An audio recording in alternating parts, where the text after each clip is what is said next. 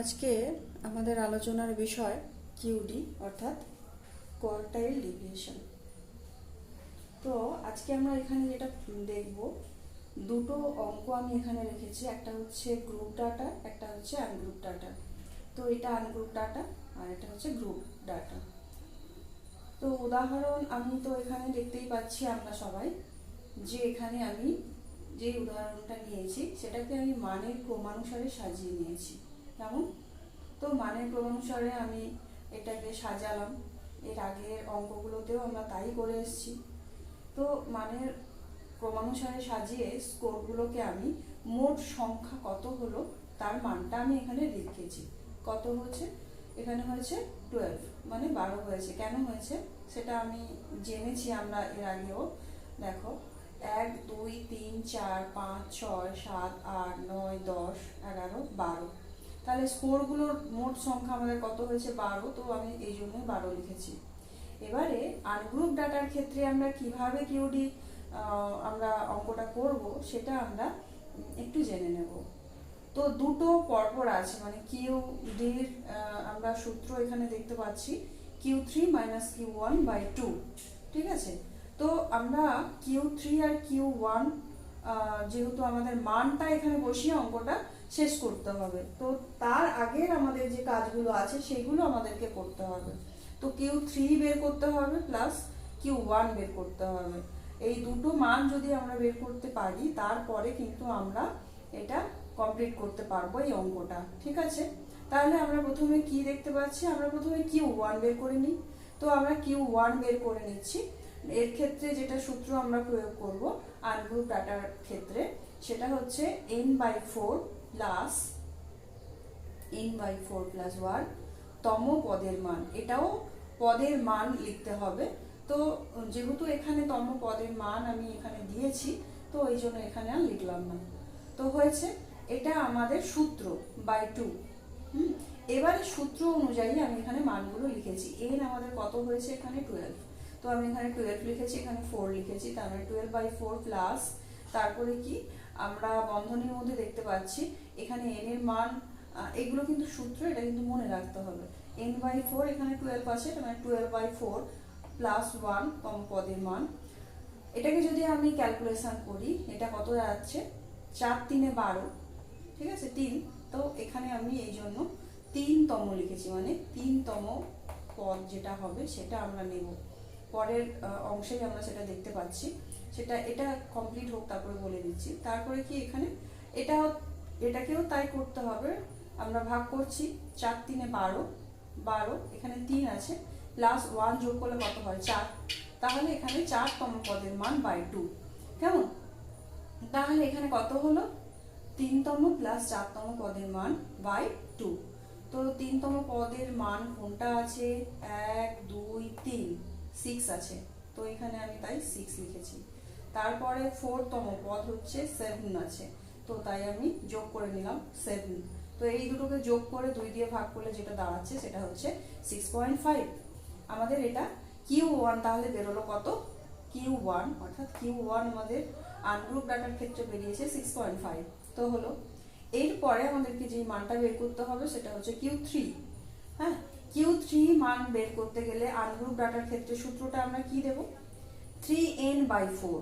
হ্যাঁ, 3n/4 plus 3n/4 plus 1, এটা বন্ধনীর মধ্যে থাকছে, দিয়ে /2 দিয়ে, এটা হচ্ছে সূত্র। Q3 ক্ষেত্রে এটা সূত্র, Q1 এর ক্ষেত্রে এটা সূত্র। এই সূত্রগুলো কিন্তু মনে রাখতে হবে। এই সূত্র মনে না থাকলে অঙ্ক আমরা করতে পারবো না। তো এখানে সূত্র বরাবর আমি এখানে ক্যালকুলেশন করেছি। 3 × n এর মান আমরা এখানে পেয়েছি 12, তো 12 লিখেছি, এবং /4 দিয়ে আমি এটাকে ক্যালকুলেশন করেছি এইভাবে। 3 × এখানেও কত হবে? n 12 আছে, 12 লিখেছি, দিয়ে এখানে শুধু প্লাস 1 যোগ হবে, এটা বন্ধনীর মধ্যে থাকবে। এখানে n/4, আর যেহেতু এটা P75, মানে এটা হচ্ছে 3n/4 হবে।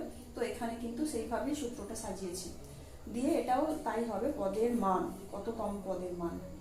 এইবারে কি করতে হবে? এটাকে আমরা ক্যালকুলেশন করে নিই। ক্যালকুলেশন করলে কি দাঁড়াচ্ছে?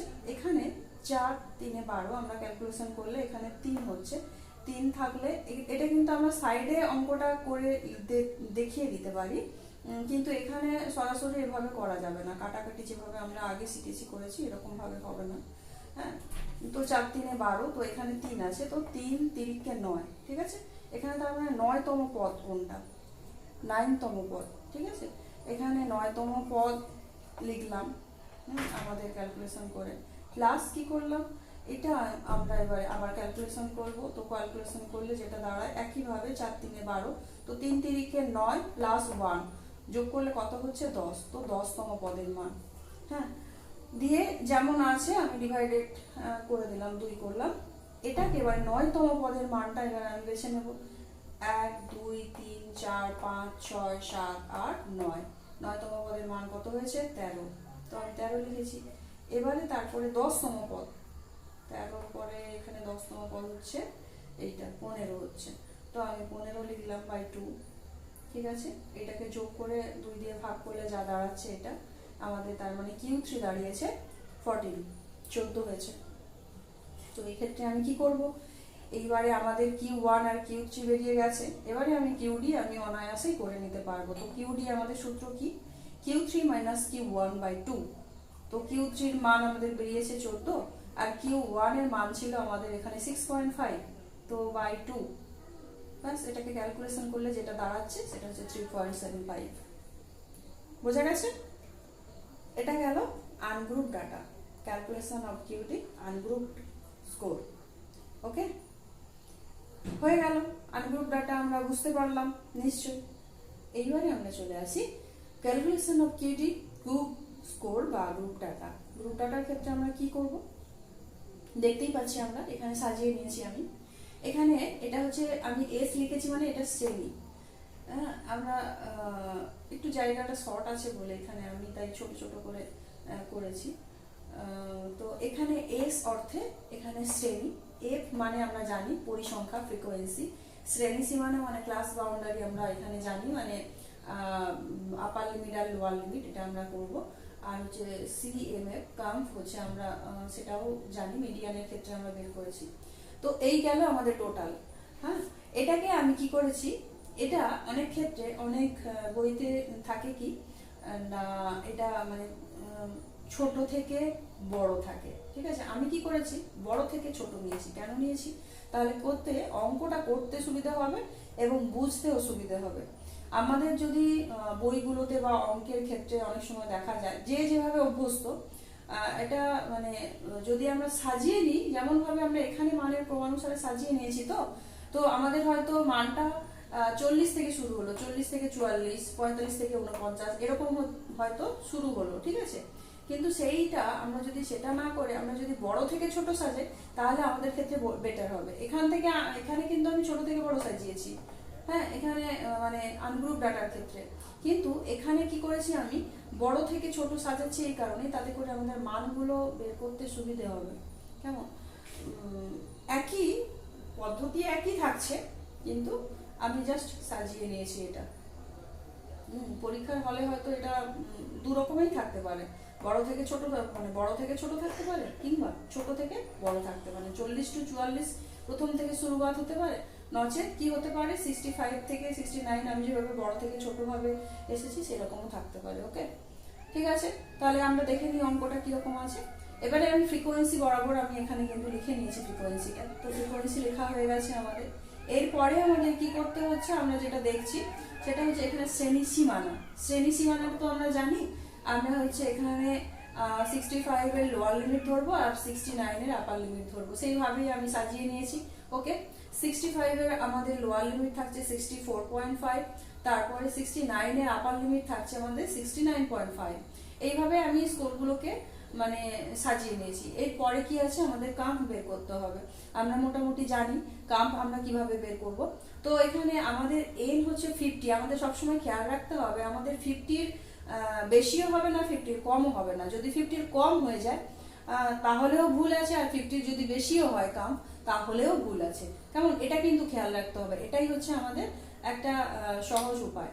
তো আমি এখানে দেখতেই পাচ্ছি, আমি এখান থেকে তাহলে এখানে 4 আছে, এখানে যতই থাকবে, 0 থাকলে আমি 0 দিয়ে শুরু করব, 1 থাকলে 1 দিয়ে শুরু করব। তো এটা আমরা আগে কি করেছি, ওপর থেকে সাজিয়েছি কামটাকে, এখানে আজকে কি করছি আমি নিচ থেকে সাজাচ্ছি। কেন কি কারণ কামটা যখন সাজাবো আমি ফ্রিকোয়েন্সিটা আমাকে মানে ছোট থেকে বড় সাজাতে হবে, ঠিক আছে। তো দেখ আমি সেইভাবেই ক্যালকুলেশন করেছি। তো এখানে আমি কি করেছি 4 আছে, তো আমি কাম কিন্তু 4 নিয়েছি। তারপরে তার সঙ্গে 7 যোগ করে আমার 11 হয়েছে। তার সঙ্গে এবারে 11-র সঙ্গে আমি 14 যোগ করলাম, 25 হলো। 25-এর সঙ্গে 11 যোগ করেছি, 36 হয়েছে। 36-এর সঙ্গে 8 যোগ করলাম, তো 44 হলো। 44-এর সঙ্গে 6 যোগ করলাম, তো 50 হলো। হ্যাঁ, এইভাবে আমাদের কাউন্ট কিন্তু বেরিয়ে গেছে 50। তার মানে আমাদের অঙ্ক ঠিক আছে, তাই না? আচ্ছা, এবারে আমাদের সেই প্রথম ভাবে যেমন ভাবে আমরা আনগ্রুপ ডাটার ক্ষেত্রে দেখেছি Q1 আর Q3 বের করেছি, ঠিক তেমনি ভাবে আমি কিন্তু ওখানেও তাই করেছি। দেখ Q1 বের করে নিয়েছি। Q1 নির্ণয়ের সূত্র এখানে গ্রুপ ডাটার ক্ষেত্রে কি হবে, Q1 বা P25। এটা কিন্তু আলাদা শর্ট কোয়েশ্চেনে কিন্তু থাকতে পারে, কেমন? তো মানে P25 কিভাবে বের করতে হয় সেটা থাকতে পারে। তো আমার যদি এই সূত্রটা জানা থাকে, ওই সূত্রটা জানা থাকলে কিন্তু আমরা অঙ্কটা অনায়াসেই করতে পারবো, ঠিক আছে। P25 আর P75 এগুলো কিন্তু ছোট ছোট অঙ্কগুলোতে থাকে। হ্যাঁ, আনগ্রুপ ডাটার ক্ষেত্রে থাকে বা গ্রুপ ডাটার মধ্যেও থাকতে পারে। তবে আমাদেরকে সূত্রটা মনে রাখতে হবে। আনগ্রুপ ডাটার ক্ষেত্রে সূত্রটা এটা থাকছে, গ্রুপ ডাটার ক্ষেত্রে কিন্তু সূত্র ওটা থাকছে, ঠিক আছে।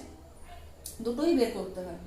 আচ্ছা, তো Q1 হচ্ছে P25। তো আমাদের P25 এর সূত্র কি, L1 plus n/4 minus f।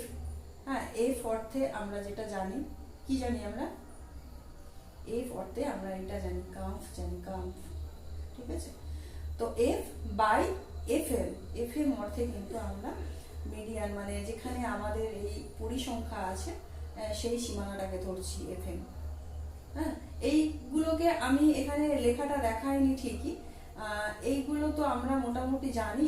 L1 হচ্ছে লোয়ার লিমিট, n হচ্ছে মোট পরিসংখ্যা, f হচ্ছে কাম্পের যে সীমানাটা আমরা ধরবো, আমি পরপর বলে দিচ্ছি। i হচ্ছে শ্রেণী সীমানা মানে শ্রেণী ব্যবধান, fm হচ্ছে যেখানে মিডিয়ান মানে আমাদের এখানে যেখানে পরিসংখ্যাটা আছে তার সীমানা বরাবর আমরা সেই সীমানাটা মানে পরিসংখ্যাকে আমরা ধরবো, ঠিক আছে। তো এইভাবে আমাদেরকে এটা কিন্তু মানগুলো লিখতে হবে। যেহেতু আমি এখানে মানগুলো লিখিনি, কিন্তু আমি বলে দিচ্ছি বা আমি পরবর্তী ক্ষেত্রেও কিন্তু হোয়াটসঅ্যাপে দিয়ে দেবো। তো এইগুলো মানগুলো অঙ্ক করার সময় এই মানগুলো আমাদের জানা আছে মোটামুটি, তো এই কারণেই আমি এখানে লিখলাম না, অঙ্কটা পুরোপুরিতে চলে আসি এবারে। তো এখানে n হচ্ছে 50, আমরা দেখতেই পাচ্ছি, এটাকে ক্যালকুলেশন করলে যেটা দাঁড়ায় 50 দাঁড়াচ্ছে। তো আমি এখানে কি করব, এইবারে আমার একটা কাজ আছে, মানে Q1 আর P20 বা P25 তো একই। তো এই সূত্রটা বরাবর আমি কিন্তু এগুলোকে সাজিয়ে নিয়েছি। দেখ আমি এখানে n4 আগে বের করতে হবে, Q1 বের করতে গেলে আগে n4 বের করতে হবে, শুধুমাত্র n4 বের করতে হবে। তো আমি n4টা কিভাবে পেয়েছি, n হচ্ছে এখানে আমাদের 50 আছে বাই 4, এটা সূত্র অনুযায়ী আমাদের ভাগ করলে আমাদের যেটা পাচ্ছি 12.5। কত পাচ্ছি, 12.5। তো আমাদের তাহলে বেরোলো কি, আমাদের n এর মানটা আমাদের হচ্ছে সেটা পেয়ে গেছি আমরা। তো এখানে তাহলে আর বাকি কি রইলো, l রইলো। l আমাদের মান, তার মানে 12.5 আমাদেরকে খুঁজে নিতে হবে কোথায় আছে, সি মানে কিউমুলেটিভ যে ফ্রিকোয়েন্সি আছে ওখানে কোথায় আছে। এখানে দেখতে পাচ্ছি 12.5 মানে 11 যেখানে আছে, 4 এর পর 11 আছে না, এখানেও থাকছে না, তাহলে কোথায় হবে 12.5, ওখানে 25-এ চলে যায়। 25-এ আমি কিউমুলেটিভ পেয়ে গেছি, মানে আমাদের যে মানটা এখানে বেরিয়েছে 12.5। আপাতত 25-এ গেলেই কিন্তু আমরা ওখানে যেতে পারবো। তাহলে 25 বরাবর যদি আসি, আমাদের তার সীমানা কত হচ্ছে, শ্রেণী সীমানা যেটা আছে লোয়ার লিমিট মানে 50-এর লোয়ার লিমিট, কেমন, 50-এর লোয়ার লিমিটটা আমাকে নিতে হবে। 50-এর লোয়ার লিমিট কত, 49.5। তো আমি এখানে লিখেছি 49.5। এবারে এর কাম্প কত হচ্ছে, হ্যাঁ, যেখানে আমি কাম্প পেয়েছি আমার 12.5 অর্থাৎ 25-এর কাছে আমি কিন্তু কাম্প পেয়েছি, তার নিম্ন সীমা হচ্ছে কাম্প লিখতে হবে। এখানে আমি তাই করেছি। এই হচ্ছে আমাদের 11 করেছি, কারণ আমাদের 12.5 এর মান হচ্ছে আমরা পেয়েছি 25-এর মধ্যে। তো 25-এর স্কোর এখানে আছে কত, 50 থেকে 54। তো সেই কারণে আমাদেরকে তার নিম্ন সীমা পর্যন্ত, মানে যেই শ্রেণীতে আমরা আমাদের কাম পেয়েছি তার নিম্ন সীমা পর্যন্ত যে মোট পরিসংখ্যা সেটা আমরা এখানে এফ এর ক্ষেত্রে লিখব। তো আমি সেখানে তাই করেছি। এফ এম অর্থাৎ ফ্রিকোয়েন্সি যেখানে আছে তার সীমানাটা, ফ্রিকোয়েন্সি অর্থাৎ যেই শ্রেণীতে আমরা স্কোরটা পেয়েছি সেই স্কোর বরাবর আমরা ফ্রিকোয়েন্সির মানটা এখানে লিখব। হ্যাঁ, তো এখানে সরাসরি আমরা যেখানে কাম্প আমাদের পেয়েছি আমরা 25, তার যে সরাসরি যে আমাদের ফ্রিকোয়েন্সি বা এই স্কোরের সরাসরি যে ফ্রিকোয়েন্সি আমাদের সেই ফ্রিকোয়েন্সিটা আমরা লিখেছি ওখানে কত লিখেছি আমরা, এফএম হচ্ছে 14। এইটুকু যদি আমরা বুঝতে পারি তাহলে আমাদের অঙ্ক হয়ে গেছে। কেমন?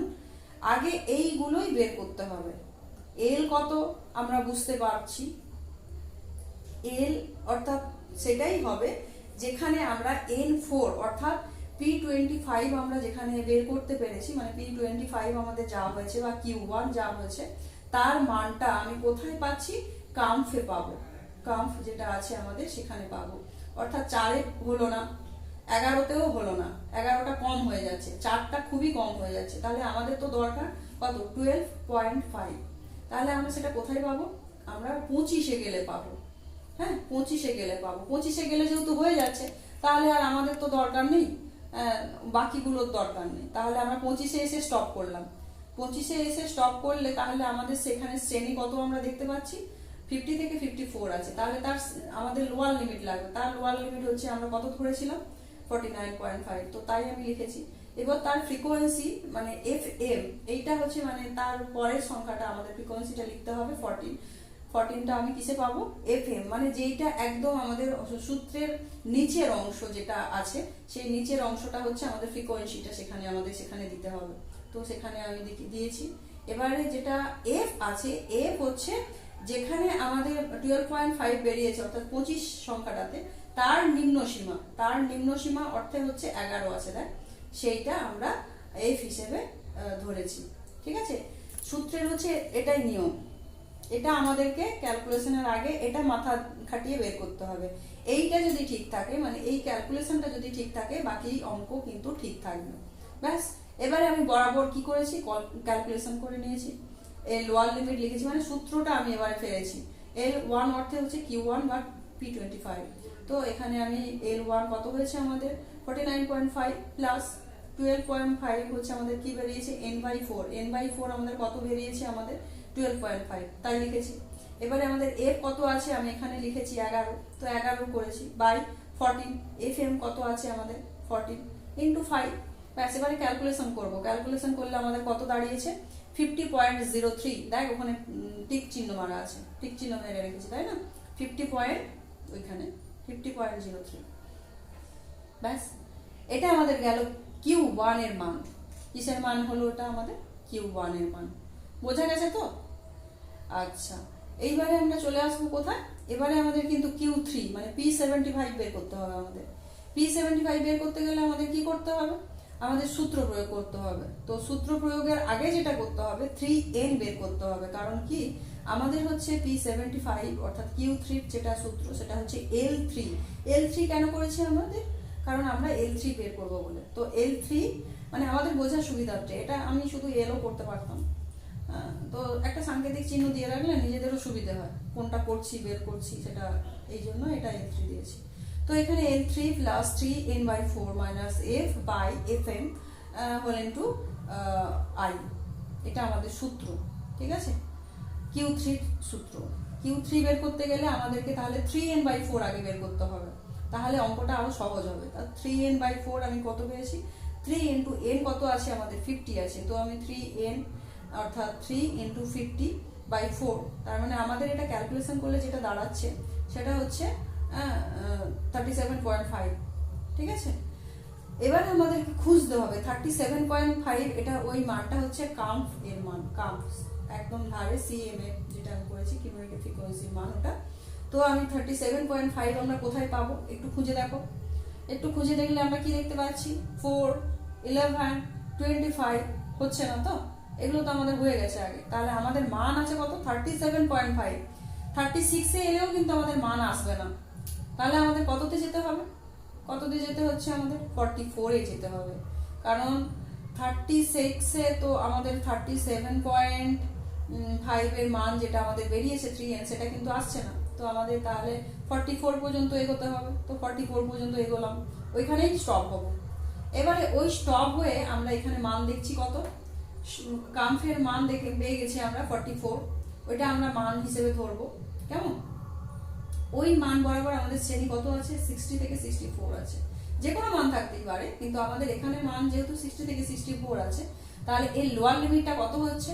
এর লোয়ার লিমিটটা আমি লিখে রেখেছি 59.5, মানে ক্লাস বাউন্ডারি, মানে লোয়ার লিমিটটা নিতে হবে আমাদের। তো 69.5, তো আমি P75 হচ্ছে, সরি 59.5, তো আমরা নিয়েছি 59.5 প্লাস, এবারে আমরা তো লিখেই রেখেছি, আমরা তো জানি যে যেই শ্রেণীতে আমরা এখানে পেয়েছি মানে কাম্পের মান অনুযায়ী যে শ্রেণীটা আমরা নেব তার হচ্ছে লোয়ার লিমিট প্লাস হচ্ছে তার ফ্রিকোয়েন্সিটা হচ্ছে FM, হ্যাঁ, নিচে যেটা বসবে ফ্রিকোয়েন্সি, এবং তার নিচের অংশটা অর্থাৎ 36 আমরা যেটা পাবো সেটা হচ্ছে F এর মান, F।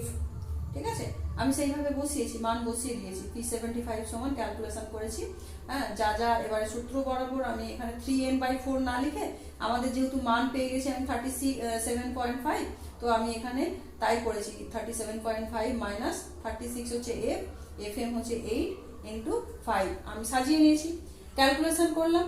ক্যালকুলেশন করতে আমাদের মান বেরিয়েছে 60.44। আমাদের ক্যালকুলেশন করার পর আমাদের যে গাণিতিক সরল হলো, সেই গাণিতিক সরলের আমাদের মান বেরিয়েছে, একটু খেয়াল করে দেখ, 60.44। বোঝা যাচ্ছে কি? 60.44 বোঝা যাচ্ছে তো? ঠিক আছে, তো 60.44 আমাদের এটার মান হয়েছে। আমাদের এবারে কি করতে হবে?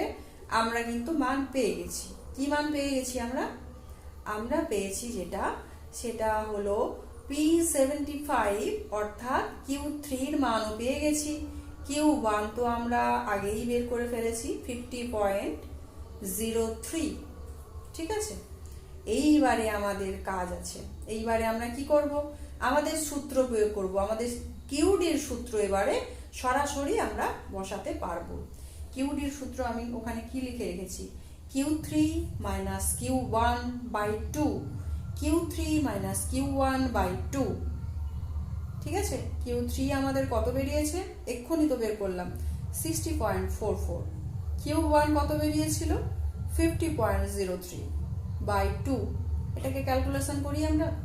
এটাকে ক্যালকুলেশন করলে যেটা দাঁড়াচ্ছে 10.41 by 2। এটাকে আমরা যখন ক্যালকুলেশন করছি আমাদের দাঁড়াচ্ছে কত? 5.205। এটা আমাদের কিউডি। মানে আমরা কিন্তু মানে যেটা জানবো, কিউডির সূত্র আমরা যখন জানবো তখন কিন্তু আমাদের মানে P25 মানে Q1 আর Q3 এটার সূত্র জানতে হবে। শুধু সূত্র জানলে হবে না, ক্যালকুলেশন করতে হবে।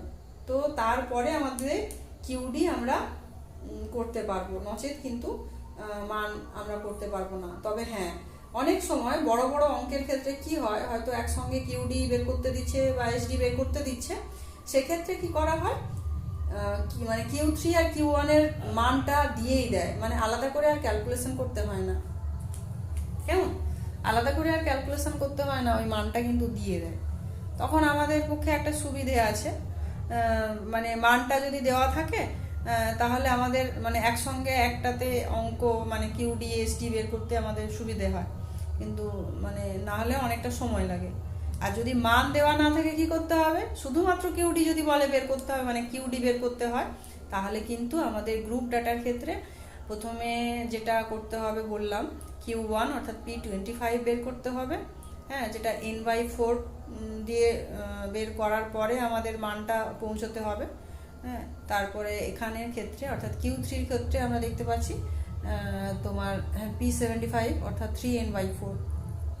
ঠিক আছে, তাহলে আমরা মোটামুটি বুঝতে পেরেছি আশা করি। তারপরে আমাদের সূত্র প্রয়োগ করতে হবে কিউডির, অর্থাৎ কি না Q3 minus Q1 by 2 তারপরে আমরা সূত্র প্রয়োগ করলে আমাদের অঙ্কটা সম্পূর্ণ হবে।